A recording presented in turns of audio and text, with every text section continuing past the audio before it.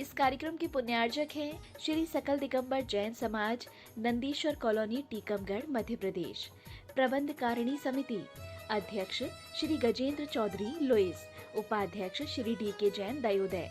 उपाध्यक्ष श्री गुलाबचंद जैन, दाऊ, मवई। मंत्री श्री विमल कुमार जैन, मालपीथा। कोषाध्यक्ष श्री अशोक कुमार जैन, आहार। सह कोषाध्यक्ष श्री कैलाश चंद्र जैन, बड़माड़ई। उपमंत्री श्री स्वरूप जैन, बाजना। उपमंत्री श्री प्रकाश चंद्र जैन, पिक्कन। ऑडिटर श्री सुरेश चंद्र जैन, दयोदय। ऑडिटर श्री सुरेश चंद्र जैन, पठा। पंच कल्याणक समिति, नंदीश्वर कॉलोनी, टीकमगढ़, मध्य प्रदेश। कार्यकारी अध्यक्ष श्री जिनेंद्र जैन, ककड़ारी। महोत्सव निर्देशक श्री विमल जैन, इलेक्ट्रिकल्स। मुख्य संयोजक श्री शिशुपाल नायक, बाबा नायक। कार्यकारी मुख्य संयोजक श्री राजीव जैन, वर्धमान।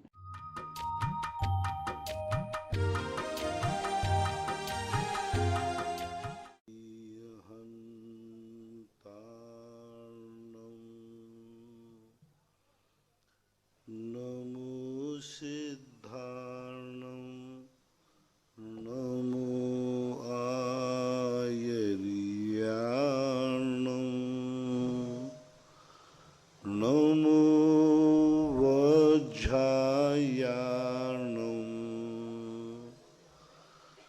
नमो लोये सौवशाहूर्णम्।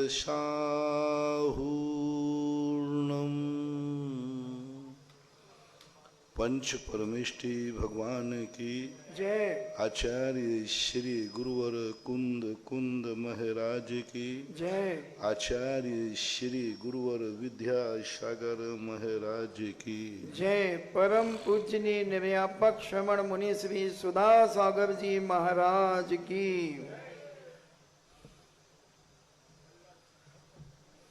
सभी जिज्ञासु एवं श्रोतागण पूज्य श्री को नमोस्तु करें।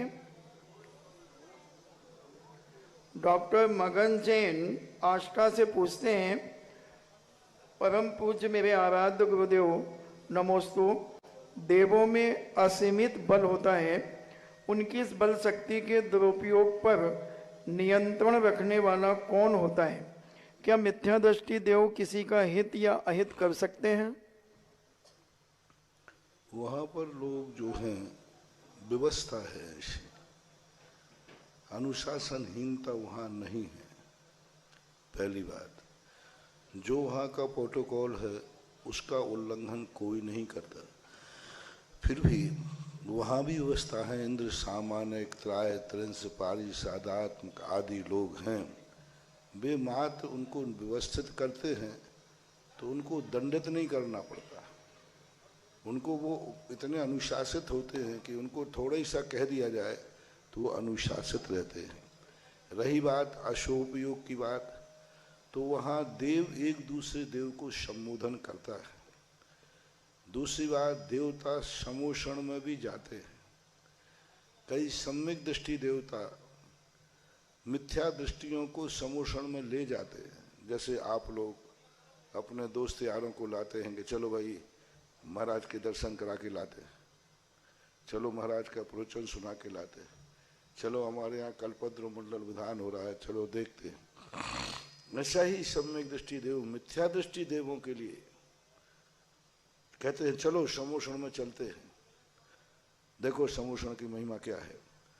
तो अशुभयोगियों को समोषण में ले जाकर के मुनि महाराजों के दर्शन करने भी जा सकते हैं, और एक देवता दूसरे देवता को संबोधन भी करता है। इस प्रकार से वो अशुभयोग से बचने के ऐसे बहुत सारे उपाय देवताओं के पास हैं।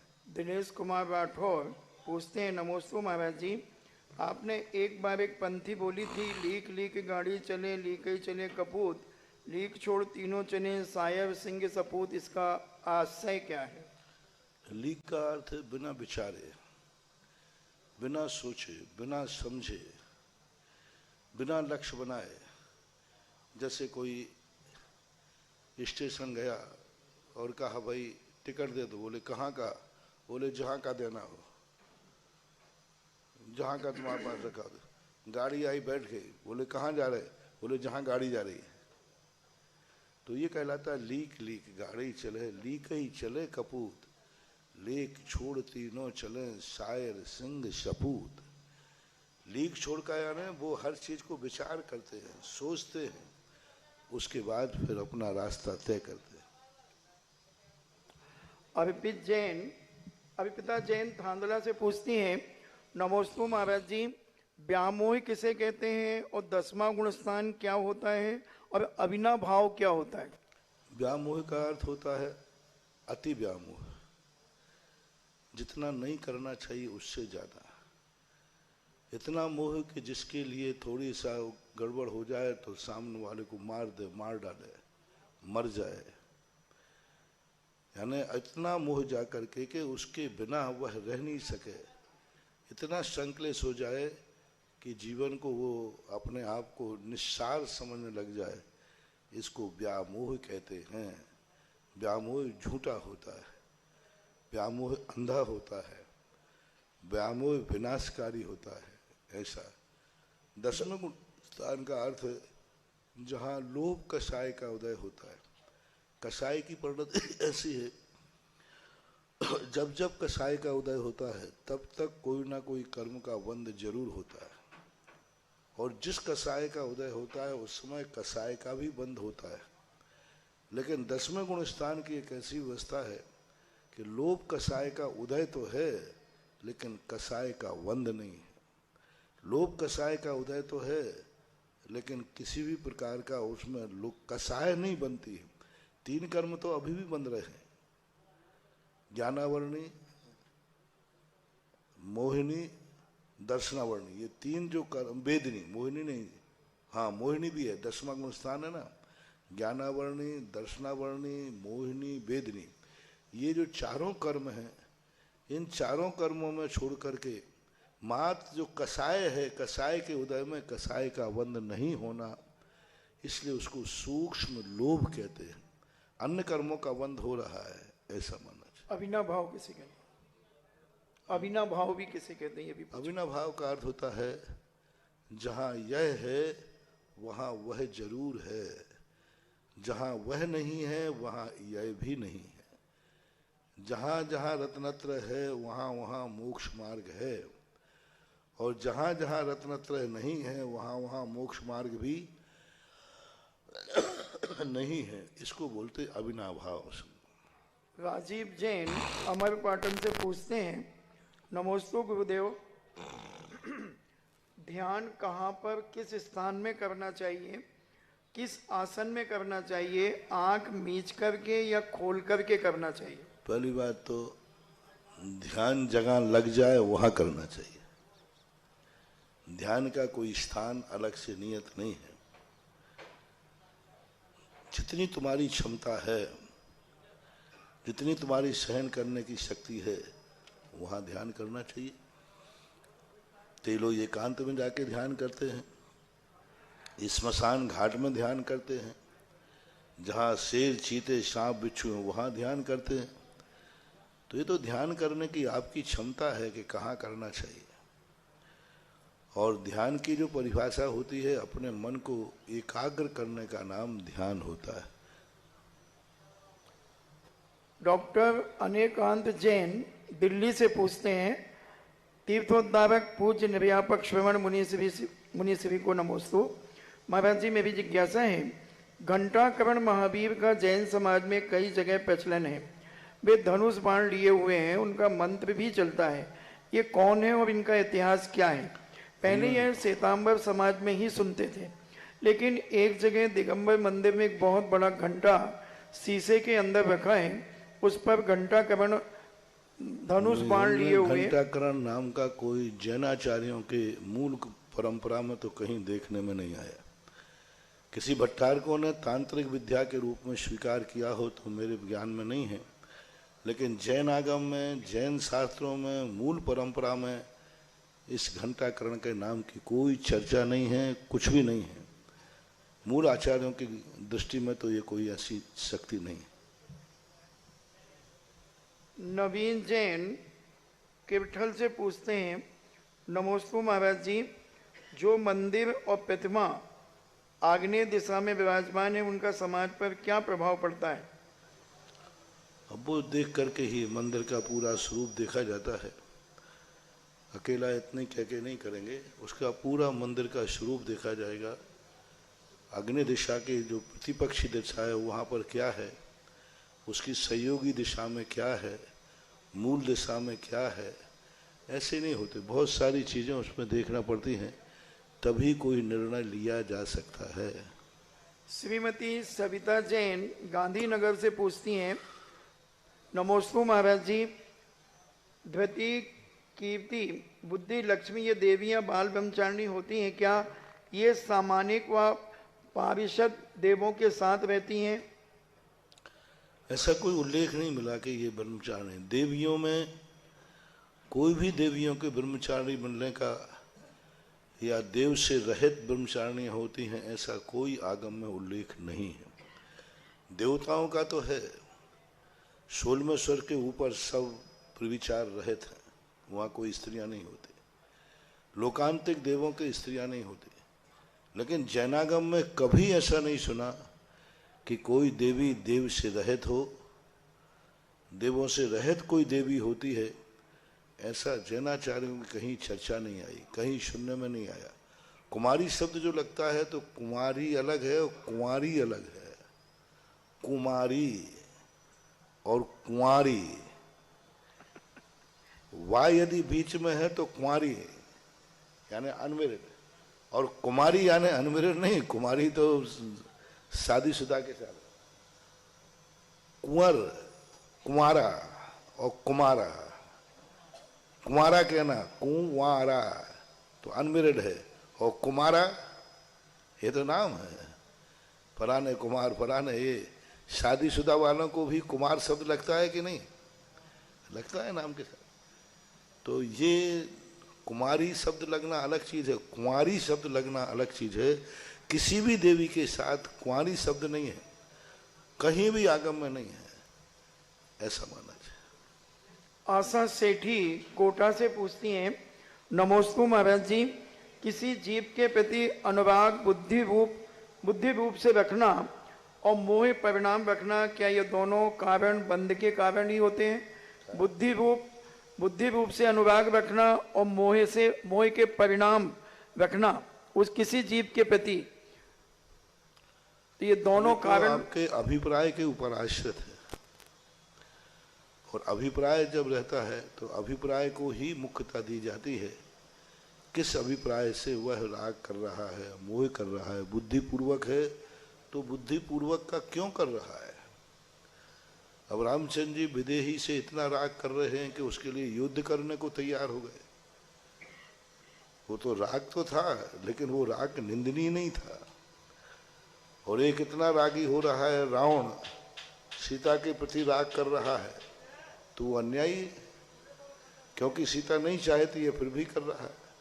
तो राग जो है आपके अभिप्राय पे आश्रित है कि आप राग बुद्धिपूर्वक भी कर रहे हैं तो किससे कर रहे हैं, क्यों कर रहे हैं, ऐसा माना। विनय गंगवाल महावीर नगर कोटा से पूछते हैं, नमोस्तु महाराज जी, आत्मा राग आदि भावों का कर्ता नहीं है, यह बात तो समझ में आती है, किंतु आत्मा धर्मादि कार्यों का कर्ता भी नहीं है, यह बात कैसे संभव हो सकती है? धर्मादि भी राग भाव के अंतर्गत तो आते, प्रशस्त राग में। वो राग भाव का नैमित्तिक, जितने नैमित्तिक कार्य हैं उन सब का कर्ता आत्मा नहीं होकर के निमित्त किया। जिसके निमित्त से परिणाम होते हैं उसके ऊपर आरोपित कर दिया जाता है, जिसके निमित्त से होते हैं ऐसा कह दिया जाता है। लेकिन वस्तुतः पूछा जाए तो आत्मा को कर्ता तो माना है, अशुद्ध निश्चय नहीं से। वैभव काला सूरज से पूछते हैं, नमोस्तु महाराज जी, क्या मनुष्यों की तरह पशुओं में, जानवरों में भी कोई भावनाएं होती हैं क्या? क्यों नहीं होती? बहुत अच्छी अच्छी भावना होती। पंचम गुण स्थान तक जाते हैं। पूज्यवर वीरसेन स्वामी महाराज ने यहाँ तक लिखा है कि शेर आदि भी मांस खाना छोड़ देते हैं, सल्लिकी पक्ष के सूखे पत्ते खाने लग जाते हैं, जब उनको सम्यक दर्शन व्रत आदि ले लेते हैं तो गीले पत्ते नहीं, सूखे पत्ते खाएंगे। पानी भी जहाँ कहीं का नहीं पिएंगे, जहाँ पानी का झरना झर रहा है, धूप पड़ रही है, वहाँ का पानी ग्रहण करते हैं। सांप के संबंध में, हाथी के संबंध में, सियार के संबंध में सबसे ज्यादा निकृष्ट जानवर है सियार, और निकृष्ट जानवर सियार होकर के रात्रि भोजन का त्याग किया, मर गया, रात में नहीं खाया। सियार जैसा कितना तुच्छ प्राणी, कुत्ते से भी गया बीता मानते फिर भी वो सियार में इतनी भावना थी कि रात में मरण को प्राप्त हो गया, लेकिन नियम नहीं तोड़ा। गिद्ध, पूज्य रविशरण महाराज ने पद्म पुराण में अंदर गिद्ध का वर्णन किया। ऐसा पवित्र भावना भाई कि रामचंद्र जी आहार दे रहे थे, तो आहार लेते समय आपात प्रक्षालन का पानी बह के आ गया, तो गिद्ध उसमें लौट गया, उसके पंख स्वर्णमयी हो गए। ऐसे जटायु पक्षी का उल्लेख मिलता है। ऐसे उल्लेख मिलता है जिसे तुम सबसे नीच कहते हो, शुकर। शुअर सबसे ज्यादा निकृष्ट गंदा है। उसकी भावना देखो, एक मुनिराज को बचाने के लिए शेर से बढ़ गया, आवास दान में प्रसिद्ध हुआ। कौन प्रसिद्ध हुआ? शुकर सबसे गंदा है। और भावना देखो उसकी, शेर से बढ़ गया, मुनिराज को बचा लिया, स्वयं मर गया, शेर को मार डाला, महाराज को आंच नहीं आने दी। कैसी पवित्र भावना रही होगी, क्या भाव किए हो उसने। शुकर जैसा जानवर महाराज को बचा रहा है। ऐसे बहुत सारे उदाहरण शास्त्रों में मिलते हैं। मगर, मत्स्य, मछली, इतनी बड़ी मछली है वो सोल में स्वर्ग तक चली जाती है 12 व्रतों को अंगीकार करके। मछली ऐसा है। आशी जैन सागर से पूछती हैं, नमोस्तु महाराज जी, लोग बोलते हैं कि बुराई को सिर्फ अच्छाई से ही खत्म किया जा सकता है, फिर नफरत को किससे खत्म किया जा सकता है? नफरत को गवर्न करने का तरीका एक ही है कि तुम नफरत क्यों कर रहे हो। क्या वो दुर्गुण तुम्हारे पास नहीं था, या तुम्हारे पास नहीं है, या तुम्हारे पास नहीं होगा? नफरत करने का हमें क्या अधिकार है, और जिस चीज से तुम नफरत कर रहे हो वो क्या करे। जैसे मैंने कहा शुकर गंदा है, गंदा, उससे तुम नफरत कर रहे हो, उसकी गलती है कि उसके कर्म की व्यवस्था है ऐसी। वो उसकी गलती है कि कर्म की व्यवस्था है। कर्म की व्यवस्था अपन क्या करेंगे, जो होगा वो भी ऐसे ही करेगा। तो हम किसी पशु पक्षी अज्ञानी को देखकर करते हैं, तो हमें यही मानना चाहिए उस स्थान पर मैं होता तो मैं भी यही अज्ञान पूर्वक कार्य करता।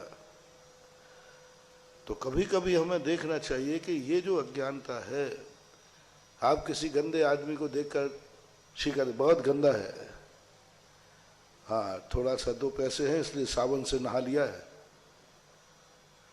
उससे पूछो कि उसको नहाने के लिए तो क्या, खाने को भी पानी नहीं है अभी, पीने को भोजन नहीं है, वो कहाँ से लाए साबुन?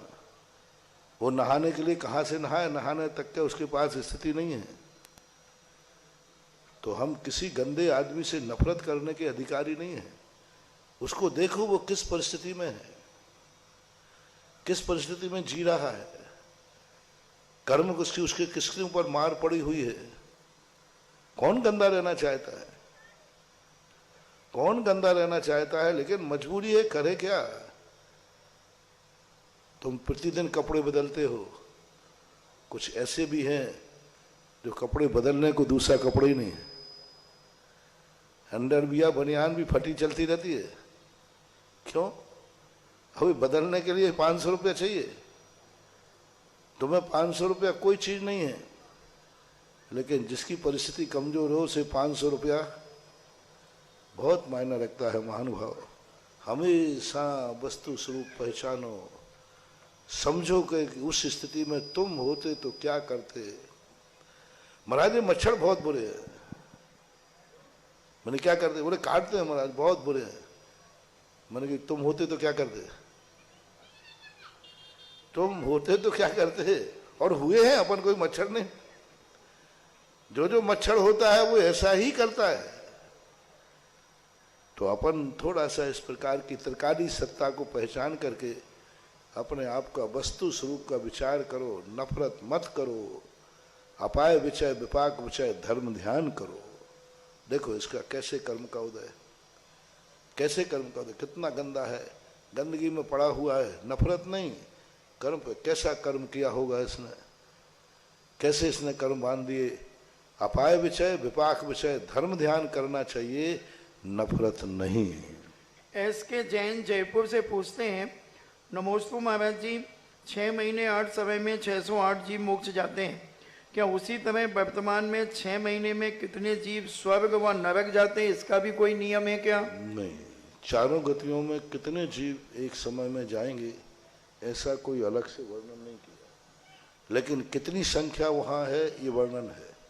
अधिकतम 6 महीने तक कोई जीव नहीं जाएगा, लेकिन कितने समय में कितने जाएंगे ऐसा कोई वर्णन हमारे लिए देखने में नहीं आया कि प्रति समय उसमें जीव इतने जाते हैं। समय का निर्धारण नहीं है, संख्या निर्धारित है।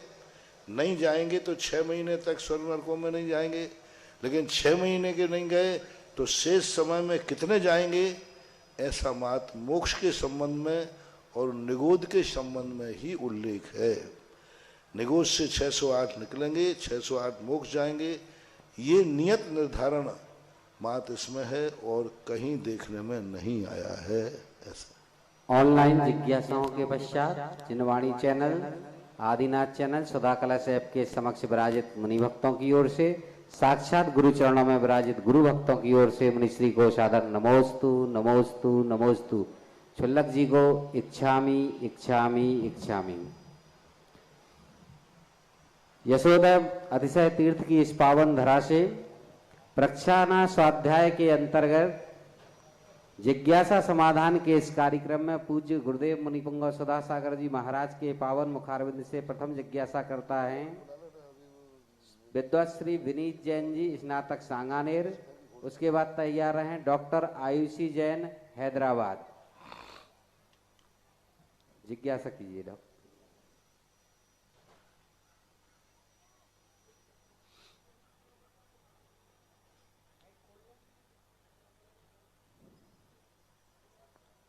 ओम तीर्थ चक्रवर्ती मेरे गुरुदेव प्रतितुल्य मुनिपुंगव श्री सुधासागर जी महाराज के पावन चरणों में सादर नमोस्तु नमोस्तु नमोस्तु।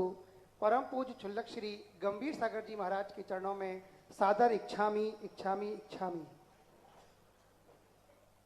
महाराज जी, आपके मंगल आशीर्वाद से अभी कल ही मेरी जो ज्वाइनिंग है, प्रथम ज्वाइनिंग जो है श्री दर्शनोदय अक्षय तीर्थ क्षेत्र थुवन जी में ही हुई है। महाराज जी, ज्वाइनिंग के पहले हमारा भाव यही था कि ऐसी जगह पर ज्वाइनिंग हो जहाँ से कम भगवान के दर्शन तो होते ही रहें।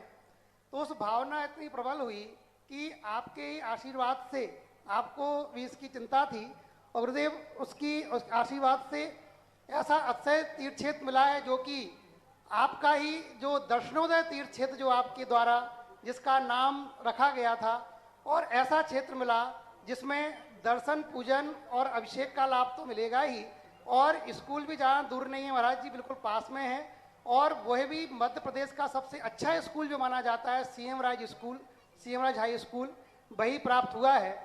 तो गुरुदेव, हमारी जिज्ञासा यही है कि उस स्कूल में एवं उस क्षेत्र पर मैं अपनी क्या सेवाएं प्रदान कर सकता हूं और एवं अपने जीवन को कैसे धन कर सकता हूं, मार्गदर्शन प्रदान अभी करें। तक स्नातकों में 2 स्नातक भाग्यशाली हैं जिनको ड्यूटी करने के लिए तीर्थ क्षेत्र मिला।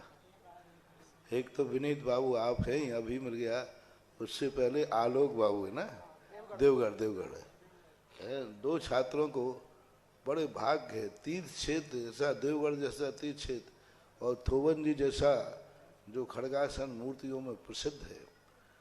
बहुत बड़ा, दिगंबर का अर्थ होता है दर्शन, इसलिए उसका नाम दर्शनोदय रखा। और दर्शनोदय तीर्थ क्षेत्र में ही आपको स्कूल मिला, बहुत अच्छा है। जैसे अब समय बने, सबसे बढ़िया दर्शनोदय तीर्थ क्षेत्र एक बहुत अशोक नगर वाले, पिपरई वाले, गुणावली आदि जो आसपास के क्षेत्र है, वहाँ पहले सब पुजारी अभिषेक करते थे वेतनभोगी। अब वहाँ प्रतिदिन 50-100 लोग प्रतिदिन अशोकनगर आदि गांवों से प्रतिदिन अभिषेक करने जाते हैं, और वह अभिषेक कर कर के लौट के, आपका स्कूल 10 बजे से है, प्रातः काल का जो वहाँ का इतनी दूर दूर से 35 किलोमीटर, कोई 40 किलोमीटर को बचा, वहाँ प्रतिदिन अभिषेक करने आते। अशोकनगर में 7 दिन के 7 मंडल बने हुए हैं, 100-100, 150 लड़के एक एक मंडल में हैं, और बसें भर के वहाँ जाते हैं। तो वो इतनी मेहनत, इतना परिश्रम करके, देखो कितना बड़ा पुण्य है पंचम काल में। ऐसे लोग भी हैं जिनके पड़ोस में मंदिर है, दर्शन भी नहीं करते। ऐसे लोग हैं कि नहीं? महरौने में भी हो सकते, ललितपुर में भी, जिनके पड़ोस में मंदिर है, सामने, घर के सामने है, दर्शन तक भी नहीं करते। अभिषेक की बात तो बहुत दूर की बात है। बेपुण्यात्मा देखो जो 35 किलोमीटर से दर्शनोदय तीर्थ क्षेत्र अभिषेक करने जाते हैं, कितना पुण्यवंत। मैं कहता हूं महानुभाव अपने घर के बाजू में एक में अभिषेक कर रहा है, पूरी साल भर अभिषेक किया, उसका पुण्य इकट्ठा कर लीजिए। और एक व्यक्ति अभिषेक करने के लिए तीर्थ क्षेत्र पर एक दिन जा रहा है, उसका पुण्य उस साल भर के पुण्य से कई गुना ज्यादा है, कई गुना ज्यादा। पहला 35 किलोमीटर तक जाना आने का समय, वो भी किस में जाएगा? शुभोपयोग में, पुण्य में जाएगा। और लगन कितनी मानी जाएगी कि देखो ये घर के स्थान पर तीर्थ क्षेत्र पर अभिषेक करने जा रहा है। एक सवाई माधोपुर है जहां शेर चीते रहते, प्रतिदिन 25-50 बच्चे शेर चीतों की सेंचुरी है, आए दिन उनको शेर चीता मिलता है, आए दिन मिलता है। और नियम से 1-1.5 किलोमीटर उनको पैदल ही जाना है, घनघोर जंगल, सीढ़ियां चढ़ो, गाड़ी भी नहीं जाती। तो भी आज 10 साल हो गए, प्रतिदिन बच्चे वहां से प्रतिदिन अभिषेक करने जाते हैं। कितना पुण्य। सवाई माधोपुर में रहने वाला व्यक्ति पूरे साल भर अभिषेक कर रहा है, वो उतना पुण्य नहीं कमाता जितना पुण्य सवाई माधोपुर जाकर रणथंभौर पर अभिषेक कर रहा है, वो पुण्य कमाता है। ऐसे अशोकनगर में खूब पूजन करने वाले हैं, अभिषेक करने वाले, उनके साल भर का पुण्य लगा दीजिए। और ये लोग जो हफ्ते में एक दिन दर्शनोदय तीर्थ क्षेत्र थोबन जी में जाते हैं, इनका पुण्य उनसे कई गुना ज्यादा है। तो उन सारे अभिषेक करने वाले पुण्यात्माओं को आप वहां पहुंच गए हैं, संस्थान में सब पढ़े हैं, उन सारे अभिषेक करने वालों को आप संभालो, उनको अच्छी तरह अभिषेक कराओ, शांति धारा कराओ, और ड्यूटी भी करो। तुम्हारा समय जो है वो कराएं। कमेटी को अभी मालूम नहीं है कब पहुंचो, 4 तारीख से शुरू, हाँ, कल परसों की छुट्टी है। वो सब अच्छे बच्चे हैं, सब हैं, वो सब लोग तुम्हारे लिए बहुत अच्छा चाहेंगे, और ये कार्य कराओ।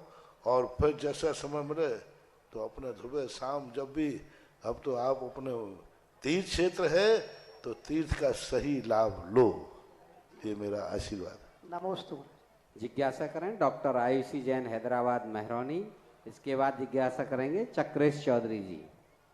मेरे आराध्य गुरुवर के चरणों में मेरे दोनों परिवार की तरफ से त्रिबार नमोस्तु नमोस्तु नमोस्तु।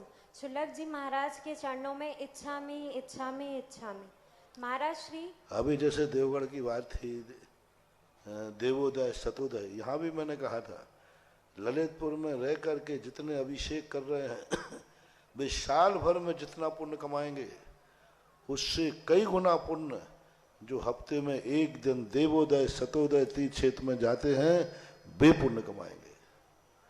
क्योंकि 35-40 किलोमीटर दूर देवगढ़ में जाकर अभिषेक कर रहे, कितना बड़ा पुण्य, मेरे पास शब्द नहीं है।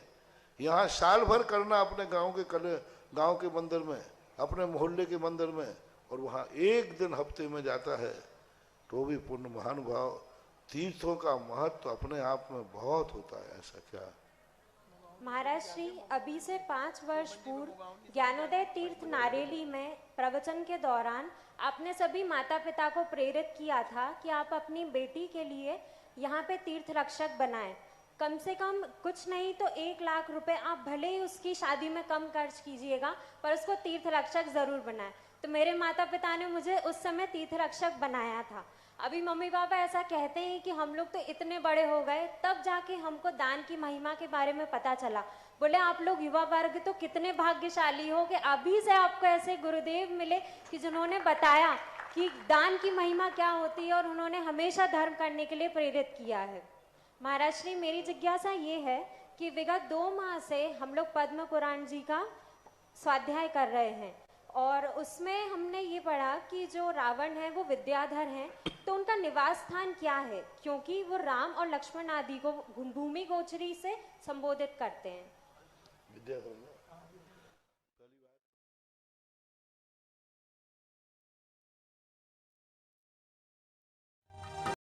नमो सिद्धाणं नमो आयर्याणं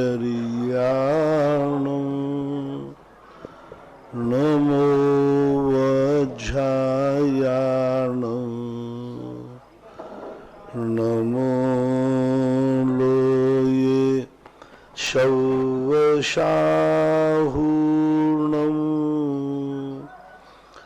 पंच परमिष्टि भगवान के आचार्य श्री गुरुवर कुंद कुंद महाराज की, आचार्य श्री गुरुवर विद्यासागर महाराज की, तीर्थ चक्रवर्ती निराधक समान मणिपुर श्री श्रद्धा सागर जी महाराज की, शल्लक श्री 105 गंभीर सागर जी महाराज की।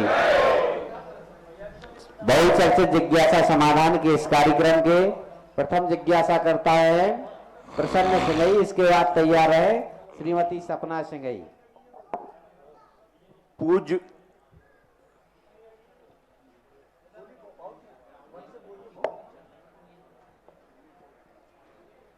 गुरुदेव के चरणों में अनंतवार नमोस्तु नमोस्तु नमोस्तु। गुरुवर, मेरा प्रश्न है कि जितने चक्रवर्ती होते हैं क्या वो सभी दीक्षा लेते हैं, और अगर दीक्षा लेते हैं तो उनका चक्र रत्न क्या उसी समय समाप्त हो जाता है?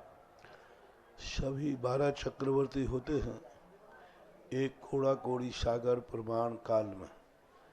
सभी चक्रवर्ती दीक्षा नहीं लेते। 2 चक्रवर्ती इस युग के नरक भी गए, शुभम चक्रवर्ती और ब्रह्मदत्त। कुछ चक्रवर्ती स्वर्ग भी गए, मोक्ष भी गए। चक्रवर्ती स्वर्ग भी जाते हैं, मोक्ष भी जाते हैं और नरक भी जाते हैं।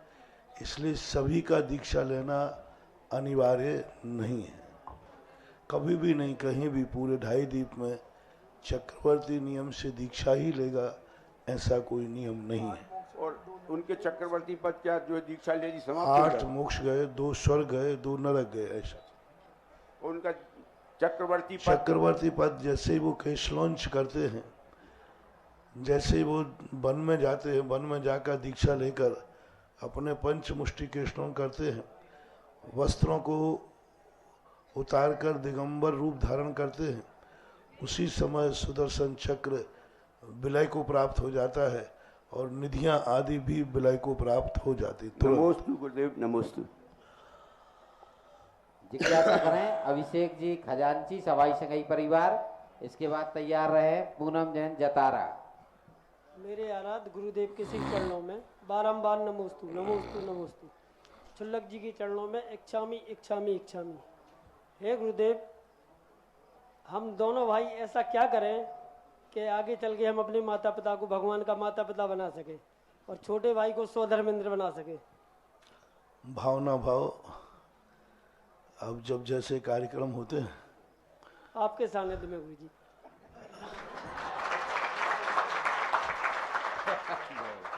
जगह का निश्चित ना करो तो जहाँ चाहे वहाँ बन जाओगे। अब हम लोगों का कोई जगह तो होता नहीं, हवाओं का और पानी का कोई स्थान नहीं होता, ऐसे ही साधु का कोई स्थान नहीं होता। गुरु जी मेहरबानी के बड़े मंदिर के पूरा आर्यावर्त हम घूमते रहते हैं, कभी बिहार, कभी बंगाल, कभी उड़ीसा, कभी कर्नाटक, कभी दक्षिण, सब सारा भारत आर्यावर्त जो होता है जहाँ पंच कल्याणक हो वहाँ आके बनो तो बात बने।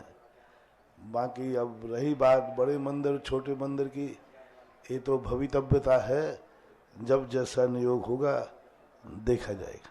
नमोस्तु गुरुदेव, नमोस्तु। जिज्ञासा करे पूनम जैन जी, उसके बाद तैयार रहे ब्रह्मचारी भैया महावीर जी। जगत पूज्य निर्यापक श्री के चरणों में कोटि कोटि नमोस्तु नमोस्तु नमोस्तु। क्षुल्लक श्री के चरणों में इच्छामि इच्छामि इच्छामि। हे गुरुदेव, मेरा प्रश्न यह है कि जब हम आरिका श्री के सानिध्य में रहते हैं और उनसे ज्ञान अर्जित करते हैं तो हम उनको गुरु मान लेते हैं, तो क्या वो देवशास्त्र गुरु की कोटि में आएंगे या निर्ग्रंथ मुनिराज को ही गुरु मानना चाहिए? देखो, दो प्रकार के गुरु होते हैं, एक शिक्षा गुरु होते हैं और एक उपास्य गुरु होते हैं।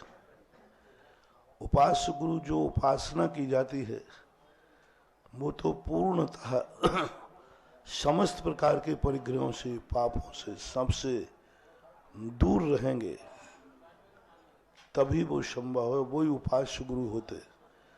शिक्षा गुरु होते हैं, वो अनेक प्रकार के हो सकते हैं, उनमें कोई बाधा नहीं, लेकिन उपास्य गुरु, आराधना गुरु जो होते हैं वो तो पूर्ण रूप से समस्त परिग्रहों का, समस्त पापों का त्याग करते हैं, जो मात्र अपना शरीर ही जिनका परिग्रह है, भिक्षाचर्या ही जिनका आजीविका है और कोई स्थान उनका नियत नहीं होता है, वे भी गुरु स्थान को उपास्य गुरु के रूप में माने जाते हैं।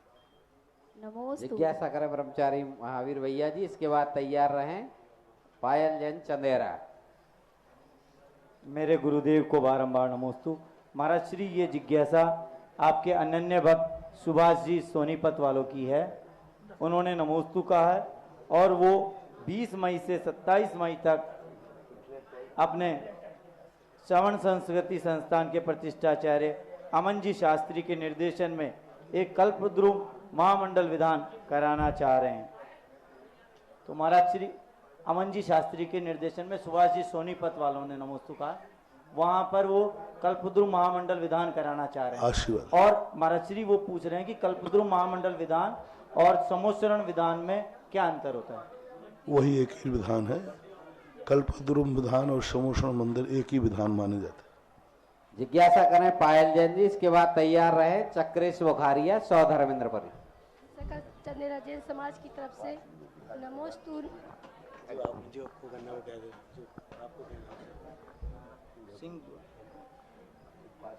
समस्त चंदेरा जैन समाज की तरफ से नमोस्तु नमोस्तु नमोस्तु।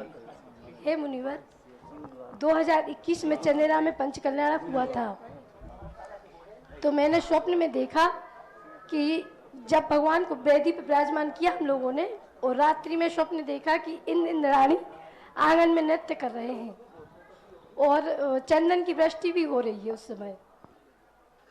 अच्छा है, शुभ लक्षण है, अच्छे। वो कभी कभी ऐसे स्वप्न आते हैं, शुभ के संकेत होते हैं। नमस्ते। जिज्ञासा करें चक्रेश बुखारिया जी, इसके बाद तैयार रहे आशीष मोदी एडवोकेट। मेरे आराध्य गुरु के चरणों में बारंबार नमोस्तु नमोस्तु नमोस्तु। क्षुल्लक जी के चरणों में बारंबार इच्छामि इच्छामि इच्छामि। गुरुवर, मेहरोनी पंचकल्याणक में जो गजरत महोत्सव के समय में गुरुवर मेहरोनी पंचकल्याणक के गजरत महोत्सव के समय में जो गंधोदक वृष्टि हुई, गुरुवर जो मंद मंद गंधोदक वृष्टि हुई, और जो गुरुचरण और शरण में जो गजरत के समय में अत्यंत आश्चर्यजनक घटनाएं घटी, गुरुवर यह सब क्या है? गुरुवर आपके चरण उसी दिन बता दिया था, प्रकृति जो है पुण्य और पाप के तबले पर नाचती है। जो प्रकृति अपना नृत्य करती ना, वो हमारे पुण्य और पाप के बल पर करती है। हम यहाँ पुण्य का तबला बजाएंगे, प्रकृति पुण्यमय हो जाती है। हम पाप का तबला बजाएंगे तो प्रकृति पापमय हो जाती है। प्रकृति कोई चीज नहीं है, वो हमारे जो जीव राशि है इसके पुण्य और पाप पर आधारित होती है। यहाँ अच्छे लोग होंगे, अच्छे विचार होंगे, अच्छे आचरण होंगे, प्रकृति अच्छा होगी। एक छोटी सी बात है कि एक बार एक राजा जंगल में गया भटकते हुए। जंगल में एक छोटी सी बगीची थी, बहुत छोटी थी, बहुत इतनी छोटी सी थी जितना कि टीकमगढ़ के और महरौनी के बीच में आनंद धाम है जी। तो छोटी सी थी, एक छोटी, उसमें सब प्रकार के फल लगे हुए थे। राजा प्यासा था, एक माजी वहाँ रहती थी, तो उन्होंने पानी मांगा तो उन्होंने कहा नहीं बेटा पानी मत पियो, तुम धूप से आए हो। तो उन्होंने कहा कि मेरे बगीचे में अनार लगे, तो अनार का रस बहुत जल्दी 10-15 मिनट के अंदर लोटा भर के अनार का रस लेके आ गई। बहुत स्वादिष्ट था, राजा ने पिया, बहुत स्वादिष्ट लगा। राजा अपने राजगद्दी पे आके कहता है मंत्रियों से, इतना अच्छा बगीचा हमारे राज्य में है और आज तक हमें उसके फल नहीं मिले, जाओ उस बगीचे पे टैक्स लगा दो। और टैक्स लगा करके उसके फल लाए जाए। टैक्स लगा दिया गया, फल राज दरबार में आने लगे, लेकिन धीरे धीरे उनका स्वाद बिगड़ने लगा। द्वारा राजा फिर घूम करके वहां पहुंचा तो माँ जी जो रस लाती थी 10 मिनट में उनको लाने में 1 घंटा लग गया और रस भी थोड़ा सा आया, स्वाद भी नहीं था। बोले माँ जी ये क्या बात है? अब माँ जी को नहीं पता कि यही राजा है। बोले माँ जी हम कुछ समय पहले आए थे तब आपने थोड़ी देर में बहुत रस दिया था, स्वादिष्ट था, आज तो इतनी देर में छोटा सा रस लाई और वो भी स्वादिष्ट नहीं है। तो माँ जी ने कहा बेटा क्या करें, यहाँ के राजा की नीयत खराब हो गई है और राजा की नीयत के कारण से पेड़ों ने भी अपनी नीयत बदल दी। उसी समय राजा ने क्षमा मांगी कि राजा तो वही खुद था। तो प्रकृति भी अपना रूप बदलती है। यदि अपन सब अच्छे विचार करेंगे प्रकृति बहुत अच्छी होगी। हम जब जो चाहें वैसी प्रकृति होगी और हम बुरे विचार करेंगे तो प्रकृति भी विद्रूप होती है, ऐसा मानना चाहिए। जिज्ञासा करें आशीष जी, इसके बाद तैयार रहें परी सिंगाई। वचन सिद्धिधारी मेरे आराध्य गुरुदेव के श्री चरण कमलों में मोदी परिवार की तरफ से बारंबार नमोस्तु नमोस्तु नमोस्तु। शुल्लक जी के चरण कमलों में इच्छामी इच्छामी इच्छामी। महाराज श्री अभी पंचकल्याणक विधान में जयमाला में हम पढ़ रहे थे कि जब भगवान समूशरण के लिए जाते हैं तो देवों द्वारा 225 स्वर्ण कमलों की रचना की जाती है। तो महाराज श्री इनकी गिनती 225 से कम या ज्यादा क्यों नहीं होती है और कमलों की ही रचना क्यों की जाती है? कम कर दूं तो भी आप प्रश्न उठाओगे? चलो 224 कर दूं तो फिर तो नहीं प्रश्न आएगा ना।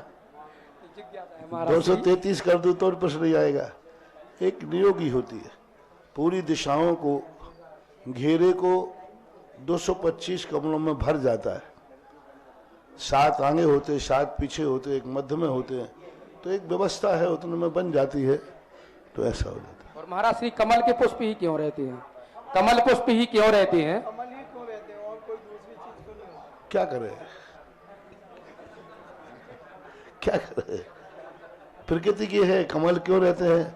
अब कोई पूछे महाराज जी आंख दोनों यही क्यों होती हैं, अब क्या बोले कि क्यों होती है साहब यहाँ? नहीं महाराज श्री और भी तो पुष्प है, इसलिए जिज्ञासा है। पुष्प तो पुष्प ही होता है। कमल पुष्प अच्छा माना जाता है। एक पूजा की दृष्टि से, पूज्यता की दृष्टि से सभी पुष्पों में कमल को श्रेष्ठ मानते हैं। उसका मूल कारण है कि वह कीचड़ में होकर के भी कभी जल का स्पर्श नहीं करता, जल का स्पर्श नहीं करता। जल बढ़ता जाता है, वो अपना स्थान ऊपर ले लेता है। तो एक कीचड़ में रहता है, पानी में उसका शरीर रहता है, लेकिन उसका कमल जल से ऊपर रहता है। यह विशेषता अन्य फलों फूलों में नहीं पाई जाती। अन्य फूलों को ऐसी नहीं है, सब फूल जो हैं कीचड़ में नहीं रहते हैं, उसको पंकज भी कहते हैं। इसलिए कुछ विशेषता उनकी है जो हमें संदेश देती है कि संसार के कीचड़ में रहो लेकिन संसार से ऊपर उठ के रहो। इस कारण से कमल को शुभ माना जाता है। नमोस्तु महाराज श्री। जिज्ञासा करें परी सिंगाई जी, इसके बाद तैयार रहें शशांक जैन टीकमगढ़। मेरे आराध्य गुरुवर को मेरे आराध्य गुरुवर के चरणों में मेरी ओर से नमोस्तु नमोस्तु नमोस्तु। छुल्लक जी के चरणों में इक्षामी इक्षामी इक्षामी। गुरुवर, मेरा प्रश्न यह है कि गुरु को भगवान से बड़ा क्यों माना गया है? क्योंकि कहा जाता है गुरु आन से बड़े होते हैं, गुरु शान से बड़े होते हैं। गुरु की महिमा पहचान कर तो देखो, गुरु भगवान से बड़े होते हैं। गुरु को भगवान से बड़ा क्यों माना गया है? हाँ, फिर से बोलो बाबू, थोड़ा बात गुरु को भगवान से बड़ा क्यों माना गया? गुरु से भगवान से बड़ा आप लोगों ने बना दिया। मेरे से पूछो तो मैं तो भगवान से बहुत छोटा हूं, और आपसे पूछो तो आपको लगता है क्योंकि आप भगवान तक पहुंच नहीं पाते। गुरु भगवान के और भक्त के बीच की ऐसी कड़ी है जो दोनों को जोड़ती है। गुरु एक वो विधि है जो भगवान तक पहुंचाने का रास्ता बताती है। गुरु वो शक्ति है जो भगवान के तेज को सहन करने की ताकत देती है। गुरु वो शक्ति है जो हमें उस भगवान के तेज की रोशनी को सहन करने की आंखों में ताकत देती है। तो भगवान तक पहुंचने के लिए जो हमें रास्ता दिखाता है, तो कभी कभी बड़े से ज्यादा बड़ा उपकारी हो जाता है। यदि गुरु ना हो तो हम भगवान तक नहीं पहुंच सकते। इस अपेक्षा से भक्त ने कहा कि हे भगवान, हम आप तक आए हैं तो गुरु की महिमा से आए हैं, इसलिए गुरु की महिमा अचिंत है, अनंत है। गुरुवर के श्री चरणों में यशोदा तीर्थ क्षेत्र कमेटी मेहरौनी, दिगंबर जैन समाज मेहरौनी का बारंबार नमोस्तु नमोस्तु नमोस्तु। छुल्लक जी के श्री चरणों में बारंबार इच्छामी इच्छामी इच्छामी। गुरुवर, कुछ समय पूर्व जब आपका बिहार टीकमगढ़ से मेहरौनी की तरफ हुआ, तब भी यही स्थान था, यही जिज्ञासा समाधान हुआ था। तब एक अतिशयकारी घोषणा कमेटी की तरफ से हुई थी कि आपके आशीर्वाद मात्र से जल निकाला है क्षेत्र पर। अब गुरुवर वही स्थान फिर है, लेकिन अब मेहरौनी से गमन है, दिशा टीकमगढ़ है। एक यशोदय का यश बढ़ाने वाली घोषणा गुरुवर। अभी मैं भी ये नहीं सोच पा रहा हूं। पूरे इतने दिन से मेरा रूट सब लोग वही देख रहे थे, वही तय करा रहे थे कि वो मानपुरा होकर, मैं भी वो सोच ही रहा था। अनायास ऐसे क्या हुआ, क्यों हुआ, मैं अभी तक भी सोच रहा हूं।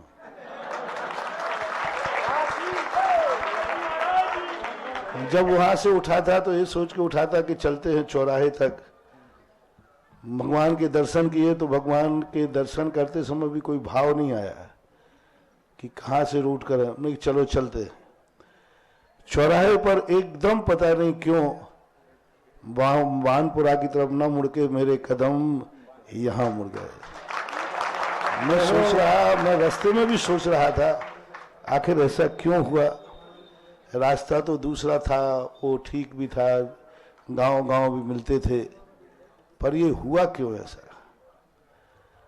अभी अभी 2 मिनट पहले जब बात कर रहे थे तब पता चला कि एक बार रामचंद्र जी वनवास में थे तो रास्ता सीधा जा रहे थे। तो लक्ष्मण ने कहा, भैया इधर से आप क्यों जा रहे हो, ये रास्ता सीधा जा रहा है। तो राम ने कहा कि लक्ष्मण, पता नहीं मेरा मन क्यों हो रहा है, क्यों हम यहां से जाना चाह रहे हैं। जब जाने के बाद देखा कि वहां पर एक भक्त ना जाने कितने वर्षों से इंतजार कर रहा था। वो रामचंद्र जी भी नहीं समझ पाए कि मैं क्यों जा रहा हूं। मेरे साथ भी एक बार ऐसा हुआ, हमने सुनाया था भी संस्मरण टीकमगढ़ में सुनाया था कि एक जुलूस जा रहा था, आपके गांव का जुलूस था जो होता है। एकाएक चौराहे पे हम रुके और हमने कहा नहीं जुलूस इधर से जाएगा और तुम्हारी सारी तैयारी उधर से थी, पर मैंने कहा नहीं इधर से जाएंगे। महाराज जी हमारी तैयारी तो इधर से, मैंने कहा नहीं मेरा मन कर रहा है जुलूस इधर से ले चलो। वहां 500 मीटर चलने के बाद ही एक गाय नाली के अंदर पूरे पैर ऊपर हैं और नाली में पड़ी चीख रही है। ओहो, मैं भी आप लोगों के रथ को कभी मोड़ता नहीं हूं, आप जहां से ले जाओ मैं चला जाता हूं। उस दिन पता नहीं मुझे क्या जिद आ गई। बाद में मुझे थोड़ा अच्छा नहीं लगा कि समाज के कार्यक्रमों को मुझे डिस्टर्ब करना नहीं चाहिए, क्योंकि उनकी जहाँ व्यवस्था है वहीं चले जाओ, अपन क्यों व्यवस्था करें इनकी। मुझे थोड़ी गिलानी भाव हुआ और मैं 500 मीटर तक थोड़ा शर्मिंदा भी हुआ कि मैंने ये अच्छा नहीं किया। समाज की तैयारी इधर से है और मैंने कहा नहीं, हम इधर से जाएंगे। जब वो गाय को देखा तो मैंने स्पष्ट कहा, इस गाय के पुण्य ने कहा, बाबा जी आपके अलावा कोई भी यहाँ बचा नहीं सकता। वो रास्ते ही ऐसा था, वहां से कोई जाता ही नहीं था। लोगों ने कहा महाराज जी यहाँ से जरूर जाएगा, कोई है ही नहीं यहाँ। तो कभी कभी पुण्य होता है। आज मुझे पता नहीं क्यों यहाँ मुड़ने का भाव आया और इतने जल्दी मैं किसी स्थान पर दोबारा आ जाऊं।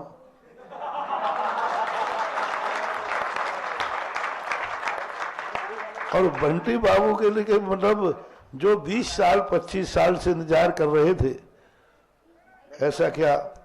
अब देखो, जो पूरे एक महीने में मैं पूरा किसी भी दातार की तरफ मैंने दृष्टि नहीं की। एक महीने तक मैं जब देखो जब बंटी की तरफ देखता रहता था, ये कुछ बकरे है ये कुछ बोले, लेकिन कुछ नहीं बोला। और मैंने देखो, हमारा नेचर अलग ढंग का है।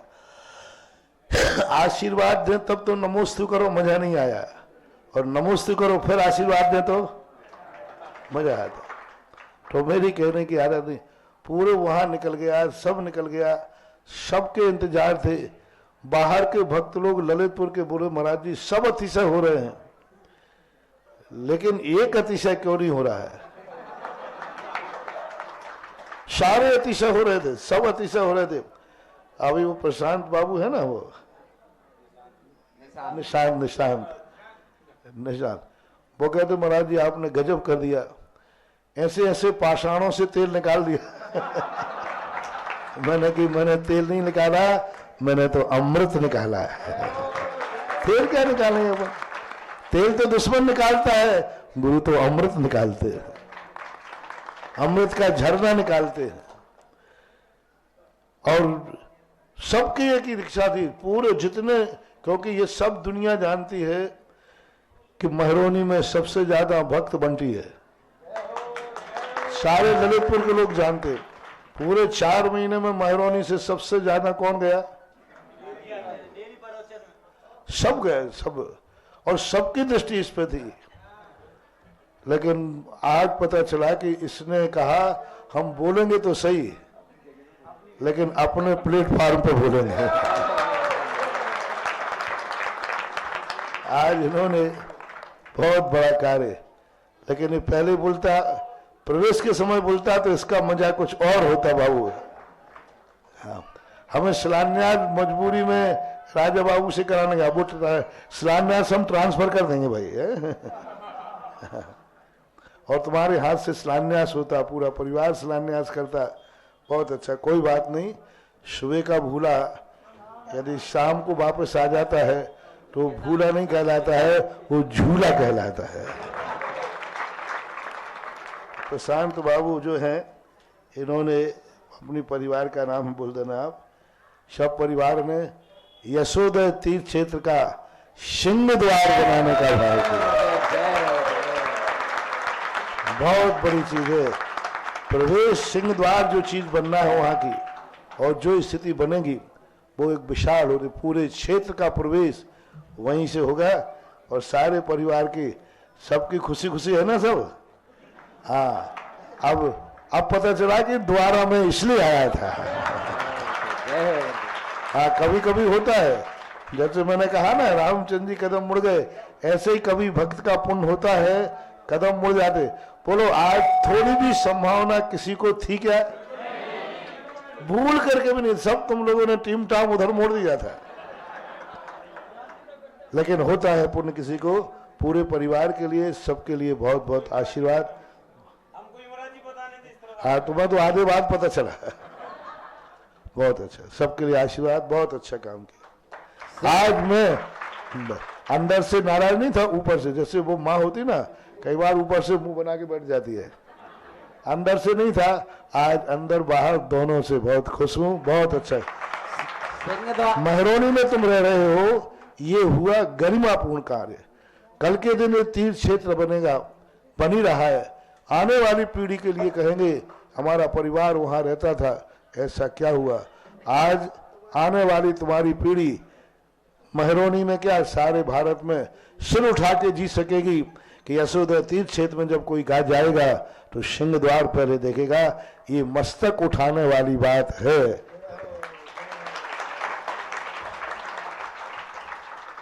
सिंह द्वार का जिन्होंने पुण्यार्जन लिया है, ऐसे सौभाग्यशाली परम गुरु भक्त परिवार है।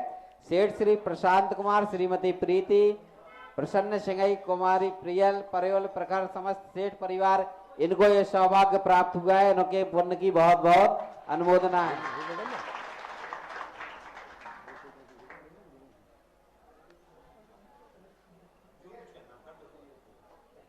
तो 211 कलश में इन्होंने सिंह द्वार के निर्माण की स्वीकृति दी है। इनके दान भावों की बहुत बहुत अनुमोदना करते हैं। पूज्य श्री, ये तो आप कहते हैं और द्वार भी ऐसा बनेगा कि बुंदेलखंड में तो नहीं होगा दूसरा भी।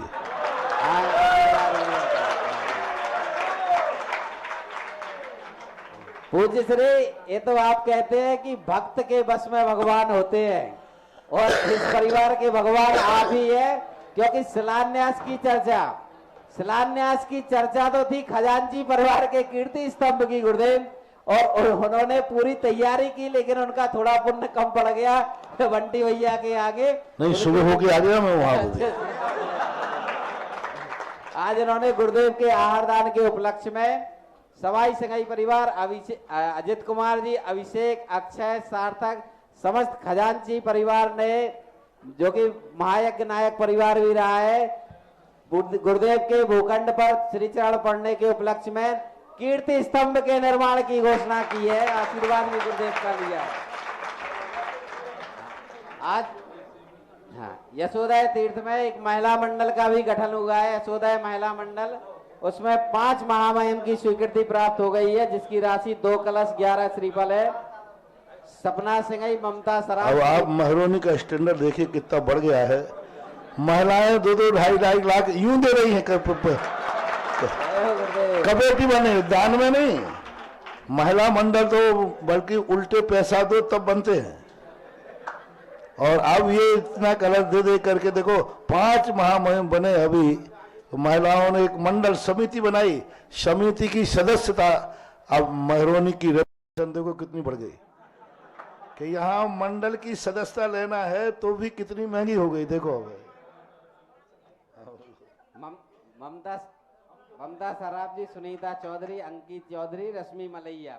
नंद्यावर्त कलश में जो कि यशोदय तीर्थ में विराजमान हो रहे हैं, पूज्य गुरुदेव की अनुकंपा से अभी भी विराजमान हो रहे हैं। आप उसमें अपनी स्वीकृति दे सकते हैं। पाषाण 24 में शिलादान 5100 रुपए की जो राशि है, उसमें वहां पर यशोदय की 24 में आप लोग पाषाण की शिलाओं का दान भी कर सकते हैं। जी, आप देखो महरौनी में एक भी महिला तैयार नहीं थी। सब कह रही थी कोई 11,000, कोई 21,000, और जैसे ही आपके पास पहुंची तो 1 लाख, उनने की फिर 2 लाख, उनने की 2.5 लाख, ऐसे ऐसे इतने सदस्य, ऐसे लग रहा था कि आप में तो ये चुंबक है महाराज जी, पैसा खींचने वाली। और ये भी पक्का है, भारत में ये पहली बार घटना घटी। बिल्कुल सच कह रही हैं। तीर्थ क्षेत्रों के तो हमने बहुत महामहिम वगैरह देखे। भारत का पहला महिला मंडल है जो महामहिम 5 महामहिमों से शुरू हो रहा है।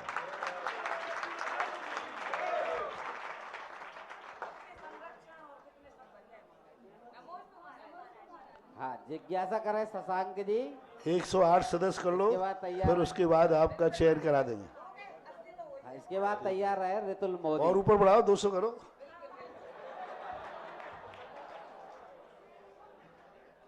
मेरे भगवान मुनि श्री 108 निर्यापक मुनि श्री सुदासा जी महाराज जी के चरणों में कोटि कोटि नमस्तु।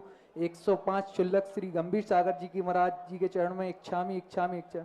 महाराज श्री, मेरा प्रश्न ये है कि आचार्य भगवान से मैंने नियम लिया था कि बिना मंदिर के भोजन नहीं करूंगा, कुछ भी नहीं खाऊंगा। तो मैं सफर कर रहा था, जैसे ही जैसी ट्रेन का सफर था तो उसमें कहीं मंदिर के लिए कोई व्यवस्था नहीं थी। तो उस समय महाराज श्री क्या करना चाहिए? वो तो किस्मत रही कि कभी जलगांव में ट्रेन रुकी नहीं, और कल जलगांव में ट्रेन रुकी और सामने मंदिर था, भगवान के दर्शन हो गए। तो मैं ये समझ रहा था कि ये कुछ अतिशय है, ये क्या है, मेरी कुछ समझ नहीं आया, लेकिन अभी तक ऐसा हुआ नहीं। नियम में जब दृढ़ता होती है जी भगवान, तो ये सारे नियोग अपने आप मिल जाते हैं। नियम में दृढ़ता रहें तो उपलब्धि भी होती है। जी भगवान। तो महाराज श्री मंदिर ना हो तो उसका उपाय क्या होना? अब देखो, मेरे से पूछ करके परेशानी में मत पड़ो। जी भगवान। मेरा तो ये है कि भगवान नहीं तो भोजन नहीं, बात खत्म है। जी भगवान, जी भगवान, बिल्कुल जी। अब पूरा भोजन नहीं त्याग सकते हो तो थोड़ा सा जल आदि ले लिया, उतने में नहीं चलता है तो फलाहार ले लिया। कुछ ना कुछ तो त्याग होना चाहिए कि आज प्रभु दर्शन नहीं मिला है तो एहसास होना चाहिए कि आज हमने यह वस्तु का त्याग किया है। जी बस, नमोस्तु। जिज्ञासा करें ऋतुल मोदी, तैयार रहे राजन एडवोकेट। उसके बाद अंतिम जिज्ञासा होगी सौरभ जैन टीकमगढ़ की। करिए जिज्ञासा करिए। गुरुवर के चरणों में बारंबार नमोस्तु नमोस्तु नमोस्तु। क्षुल्लक जी के चरणों में बारंबार इच्छामि इच्छामि इच्छामि। हे गुरुवर, क्या आज जैन समाज की स्थिति को देखते हुए ऐसा लगता है कि जैन समाज को सक्रिय राजनीति से जुड़ना चाहिए? गुरुदेव, आज की परिस्थिति को ध्यान में रखते हुए मैं सक्रिय राजनीति से जुड़कर समाज और लोक कल्याण का कार्य करना चाहती हूँ और इसलिए नगर पंचायत मेहरौनी के अध्यक्ष पद हेतु चुनाव लड़ने का निर्णय लिया है। मेरी जिज्ञासा है गुरुदेव कि मैं जब व्यक्तिगत मामला आ जाता है तो हम मौन हो जाते हैं। और पहले तुम सामान्य कर रहे तो तुम उत्तर देने ही वाला था, अब तुम व्यक्तिगत पर आ गए तो हम अब क्या उत्तर दें?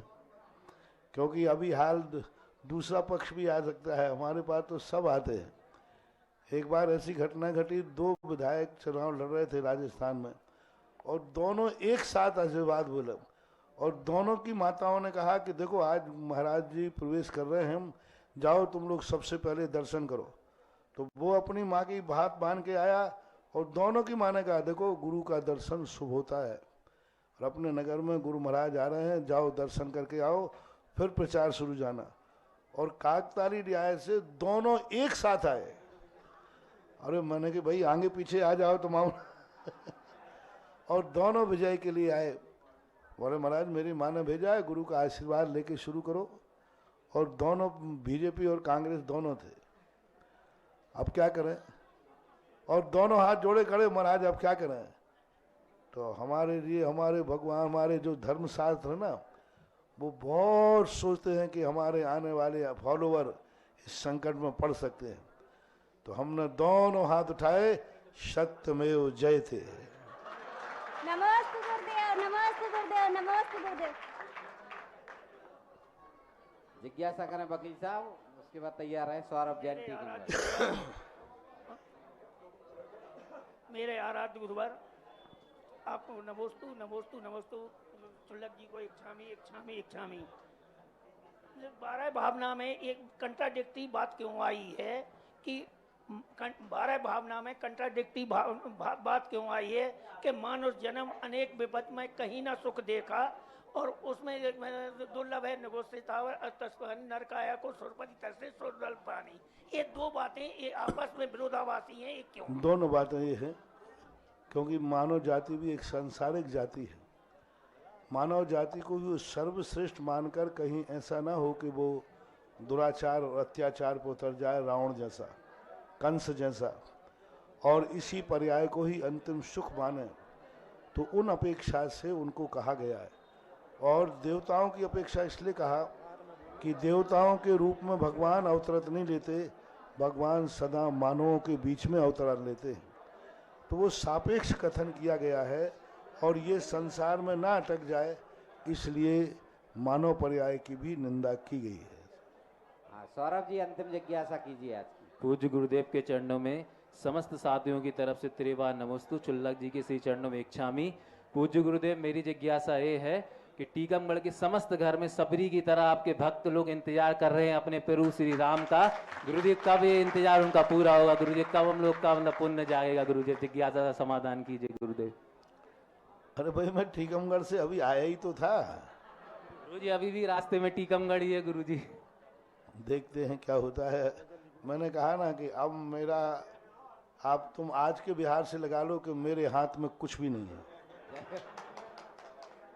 मेरे हाथ में था तो मेरे हाथ में तो ये था कि मैं बानपुर जाने का विचार कर ही रहा था और सुबह से चर्चा भी वही कर रहा था, रोड भी देख रहा था।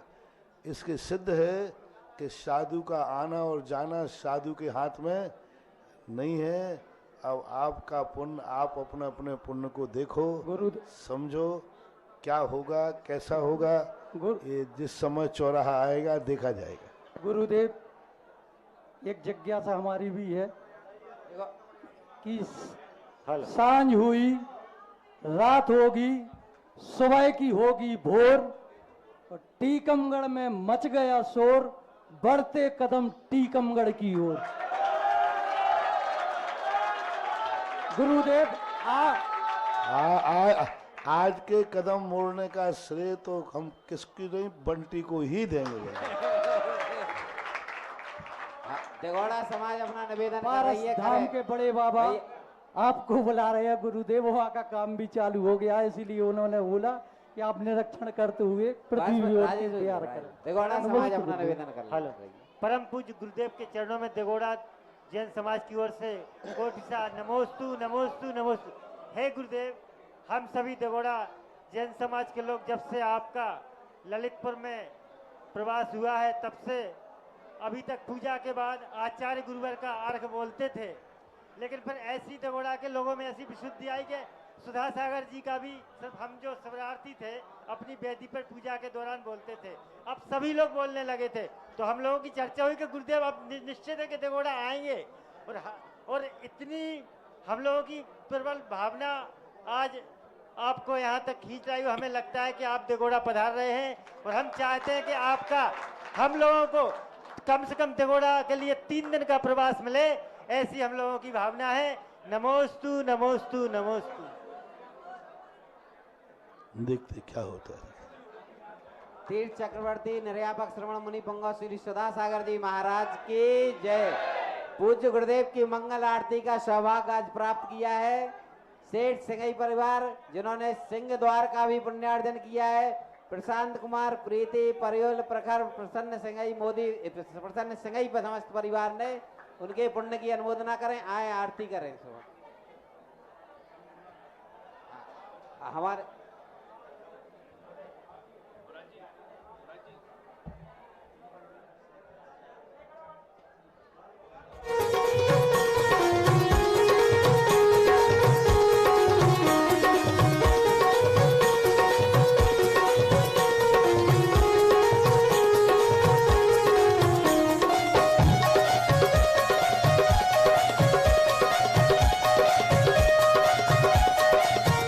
सुधा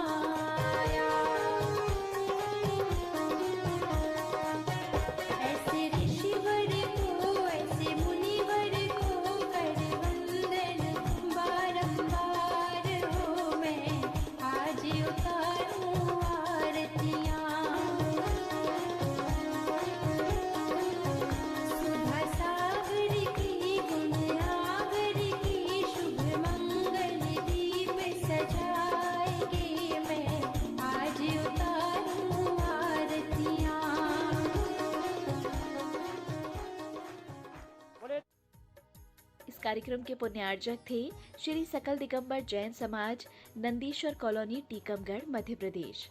प्रबंध कारिणी समिति अध्यक्ष श्री गजेंद्र चौधरी, लुइस। उपाध्यक्ष श्री डी.के. जैन, दयोदय।